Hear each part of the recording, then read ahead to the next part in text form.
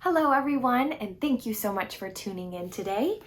My name is Stephanie. I work at the Japanese Culture and Community Center of Northern California, or the Center, and today I'm excited to share a story from the Japanese Children's Favorite Stories book. And this story today is called The Magic Tea Kettle. The Magic Tea Kettle. There was once an old priest who was very fond of drinking tea. He always made the tea himself and was very fussy about the utensils he used. One day, in an old second-hand shop, he discovered a beautiful iron kettle used for boiling water for tea. It was a very old and rusty kettle, but the old priest could see its beauty beneath the rust. So he brought it and took it back to his temple. He polished the kettle until all the rust was gone. And then he called together his two young pupils who lived with him in the temple. So here he is, the priest, and presumably his rusty kettle. "Just look at what a fine kettle I brought today," he said to them. "Now I'll boil some water with it and make us all some delicious tea." So he put the kettle over a charcoal fire, and they all sat around waiting for the water to boil. The kettle started getting hotter and hotter, and then suddenly a very strange thing happened. The kettle grew the head of a tanuki and a bushy tanuki tail, and 4 little tanuki feet. "Ouch, it's hot!" cried the kettle. I'm burning!" And with these words, the kettle jumped off the fire and began running around the room on its tanuki feet. The old priest was very surprised, but he didn't want to lose his kettle. "Quick, quick," he said to his two pupils. "Don't let it get away! Catch it!" The little tanuki and then hit the startled priest. One pupil grabbed a broom and the other a pair of fire tongs, and away the two of them went, chasing after the kettle. When they finally caught it, the tanuki head and the bushy tanuki tail and the 4 little tanuki feet disappeared, and it became an ordinary kettle again. "This is most strange," said the old priest. "This must be a bewitched tea kettle. Now we don't want anything like this around the temple. We must get rid of it."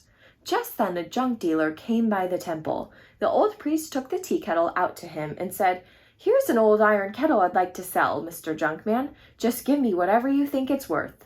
The junk dealer weighed the kettle with a scale and then brought it from the old priest for a very low price. He went home whistling, pleased at having found such a bargain. That night the junk dealer went to sleep, and all the house was very quiet. Suddenly a voice called out, "Mr. Junkman! Oh, Mr. Junkman!" The junk dealer opened his eyes. "Who's that calling me?" he said, lighting a lamp. And there he saw the kettle, standing by his pillow, with a tanuki's head and a bushy tanuki tail, and 4 little tanuki feet. The junk dealer said to him, "Aren't you the kettle I bought from the old priest today?" "Yes, it's me," said the kettle, "but I'm not an ordinary kettle. I'm really a tanuki in disguise, and my name is Boombuku, which means good luck. The old priest put me over a fire and burned me, so I ran away from him. But if you treat me kindly and feed me well, and never put me over a fire, I'll stay with you and help you make your fortune." "Why, this is very strange," said the junk dealer. "How can you help me make my fortune?" "I can do all sorts of wonderful tricks," said the kettle, waving his bushy tanuki tail.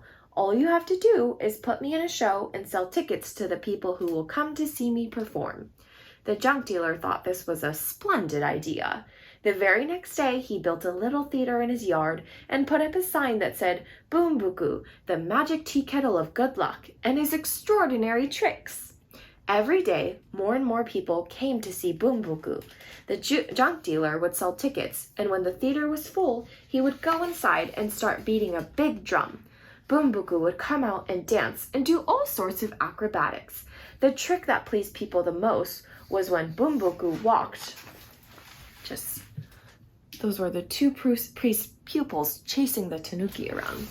Across a tightrope, carrying a paper parasol in one hand and a fan in the other. People found this most wonderful and would cheer and cheer for Boombuku. And after every show, the junk dealer would give Boombuku delicious mochi cakes to eat. The junk dealer sold so many tickets that he finally became a rich man. One day he said to Boombuku, "You must be very tired of doing these tricks every day. I have all the money that I need. Why don't I take you back to the temple where you would be able to live quietly?" "Well," said Bumbuku, "I'm getting a little tired and wouldn't mind spending my time quietly in a temple. But that old priest might put me on the fire again, and he might never give me delicious mochi cakes. Just leave everything to me," said the junk dealer. So here they all are talking together.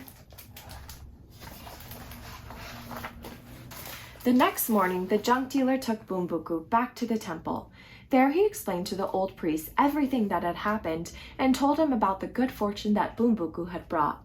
When he had finished, the junk dealer asked, "So, will you please let Bumbuku live here quietly, always feeding him mochi cakes and never putting him over the fire?"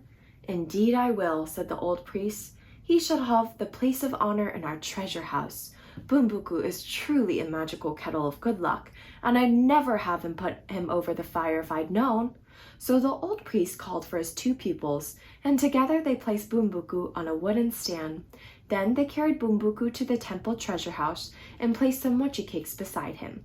It is said that Bumbuku is still there in the treasure house of the temple today, where he is very happy. He is given delicious mochi cakes to eat every day and never ever put over a fire. He is peaceful and happy. And here he is. The end. Thank you so much for listening to that very special tale today. I hope you enjoyed.